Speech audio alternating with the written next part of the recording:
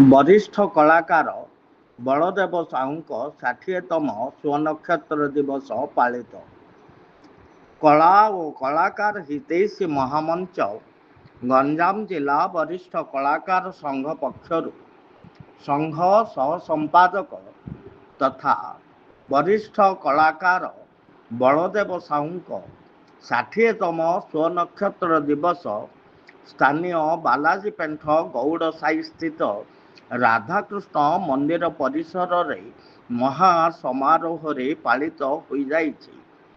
संघ सभापति सीमांत नटराज डॉक्टर तिरुपति साहू अध्यक्षतार अनुष्ठित एही जयंती उत्सव रे नाट्य प्रदीप मदन मिश्र, गंजाम जिला कलाकार संघ सभापति शंकरषण सावत, ओडिशा संगीत नाटक एकाडेमी प्राक्तन सदस्य अनिल कुमार पात्र, वरिष्ठ कलाकार हरिश्चंद्र बरड़ प्रमुख अतिथि भावे जोगदे कलाकारंक जन्मोत्सव पालन भितरे कलाकार समाज भितरे स्नेह सदिच्छा और संप्रीति भाव उद्रेक सह सबु कलाकार एक परिवार भाव रे अवगाहित कराई थाए बोली मत व्यक्त करथिले।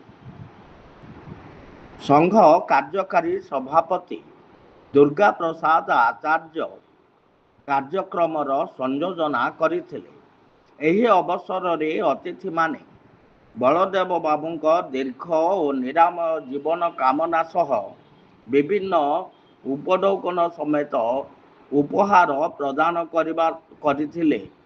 संघ संपादक सुभाष चंद्र साहू रोशन प्रारंभ रे स्वागत भाषण, अतिथि परिचय और उद्देश्य ज्ञापन करथिले। मंदिर परिसर रे संघ कंठशिल्पी मानक द्वारा भजन और नाम संकीर्तन करा जायतिला। कार्यक्रम परिचालना रे सर्वश्री शिवराम सावत, लक्ष्मी नारायण सामल, नीलमाधव जेना, भगवान सामल, महेंद्र कुमार साहू, सोनिया बेहेरा, चित्तरंजन दलई, अनुराधा साहू, बेबी हालदार, चांदमामा बेहेरा प्रमुख सहयोग करथिले।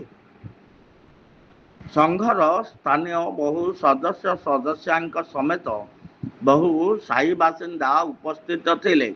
परिशेष रे कला प्राण कैलाश चंद्र पाणिग्राही आनुष्ठानिक धन्यवाद अर्पण करथिले। मंच ज्योति न्यूज तरफरु सुभाष चंद्र साहू रोशन का रिपोर्ट।